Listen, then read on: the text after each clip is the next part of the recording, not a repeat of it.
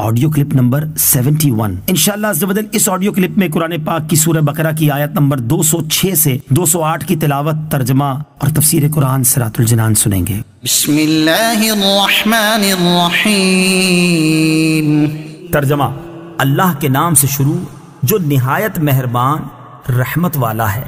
وَإِذَا قِيلَ لَهُ اتَّقِ اللَّهَ أَخَذَتْهُ الْعِزَّةُ بِالْإِثْمِ فَحَسْبُهُ جَهَنَّمُ وَلَبِئْسَ الْمِهَادُ۔ ترجمہ: اور جب اس سے کہا جائے کہ اللہ سے ڈرو تو اسے ضد مزید گناہ پر ابھارتی ہے، تو ایسے کو جہنم کافی ہے اور وہ ضرور بہت برا ٹھکانہ ہے۔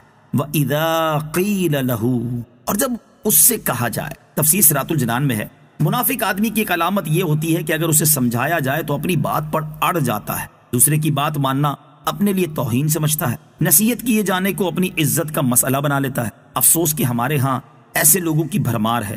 گھروں میں دیکھ لیں تو لڑکی والے لڑکے یا اس کے گھر والوں کو نہیں سمجھا سکتے، چھوٹے خاندان والے بڑے خاندان والوں کو نہیں سمجھا سکتے، عام آدمی کسی چودھری کو نہیں سمجھا سکتا، عوام کسی دنیاوی منصب والے کو نہیں سمجھا سکتے، مسجدوں میں کوئی نوجوان عالم یا دینی مبلغ کسی پرانے بوڑھے کو نہیں سمجھا سکتا، جسے سمجھایا وہی گلے پڑ جاتا ہے۔ دینی شعبے میں بھی اس خرابی کی کچھ کمی نہیں۔ اللہ تعالی ہمارے حال کی اصلاح فرمائے۔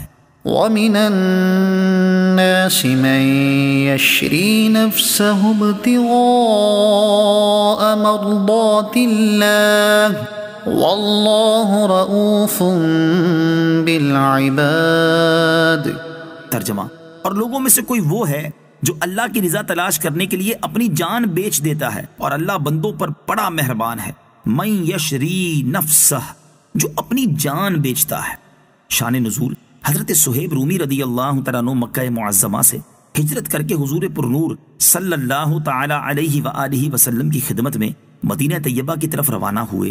مشرکین قریش کی ایک جماعت نے آپ کا تعاقب کیا تو آپ سواری سے اترے اور ترکش سے تیر نکال کر فرمانے لگے: اے قریش، تم میں سے کوئی میرے پاس نہیں آ سکتا جب تک کہ میں تیر مارتے مارتے تمام ترکش خالی نہ کر دوں، اور پھر جب تک تلوار میرے ہاتھ میں رہے اس سے ماروں گا، اور اگر تم میرا مال چاہو جو مکہ مکرمہ میں مدفون ہے تو میں تمہیں اس کا پتہ بتا دیتا ہوں، تم میرا راستہ نہ روکو۔ وہ اس پر راضی ہو گئے اور آپ رضی اللہ تعالیٰ عنہ نے اپنے تمام مال کا پتہ بتا دیا۔ جب آپ علیہ الصلوۃ والسلام کی خدمت میں حاضر ہوئے تو یہ آیت نازل ہوئی۔ حضور اقدس صلی اللہ تعالیٰ علیہ وسلم نے آیت تلاوت فرمائی اور ارشاد فرمایا کہ تمہاری یہ جاں فروشی بڑی نفع بخش تجارت ہے۔ یا ایہا الذین آمنوا ادخلوا فی السلم کافہ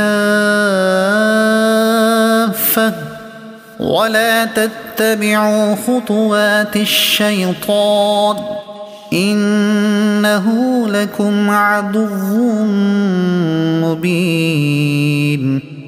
ترجمہ: اے ایمان والو، اسلام میں پورے داخل ہو جاؤ اور شیطان کے قدموں پر نہ چلو، بے شک وہ تمہارا کھلا دشمن ہے۔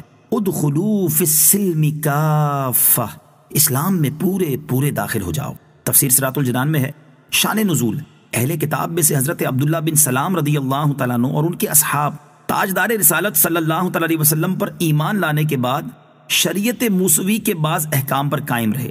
ہفتے کے دن کی تعظیم کرتے، اس روز شکار سے لازماً اجتناب جانتے، اور اونٹ کے دودھ اور گوشت سے بھی پرہیز کرتے، اور یہ خیال کرتے کہ یہ چیزیں اسلام میں صرف مباح یعنی جائز ہیں، ان کا کرنا ضروری تو نہیں، جبکہ توریت میں ان سے اجتناب لازم کیا گیا ہے، تو ان کے ترک کرنے میں اسلام کی مخالفت بھی نہیں ہے، اور شریعت موسوی یعنی حضرت موسیٰ علیہ السلام کی شریعت پر عمل بھی ہو جاتا ہے۔ اس پر یہ آیت نازل ہوئی اور ارشاد فرمایا گیا کہ اسلام کے احکام کا پورا اتباع کرو، یعنی توریت کے احکام منسوخ ہو گئے، اب ان کی طرف توجہ نہ دو۔